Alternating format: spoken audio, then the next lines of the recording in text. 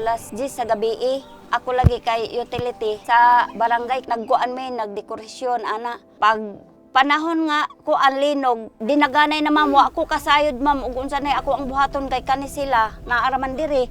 Pero ang amua di ay karibalay naligid naana di ay nahulog na bato nga dako. Hadlok yun sobra ma'am.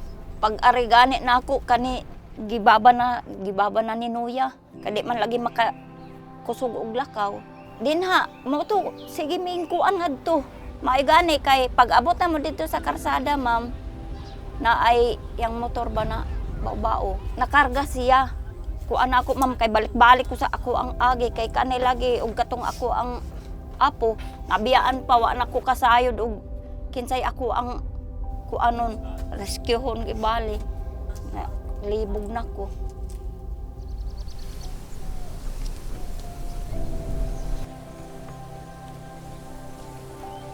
Naapod katong linog na akong bata nga naghilak na unya ako pod grabing nagkurog-kurog akong lawas, nagkurog-kurog tungod sa linog nahadlo ko. Kami lang do sa akong anak unya nanagan mi didto pagkahuman sa linog. Wa na among balay na matumbahay na. Mautong adto ko sa babaw sa bundok para lang ko ma-safety.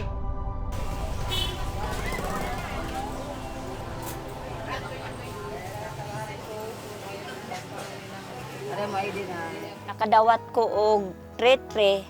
Ako ang gikuan ma'am, pasalamat ko kaayo dako na nakadawat ko ana nga kantidad kay dako kaayo na og katabang sa ako. Kalisod kay ngano nakapalit ko og bugas tapos ako agyong giplano ma'am makapalit ko og kanang paod nga para sa ato. Kay para pag makabalik sa inyong hadiri puhon makita ninyo na wala di ay usiki ang inyong tabang na gigamit gyud di ay sa insa.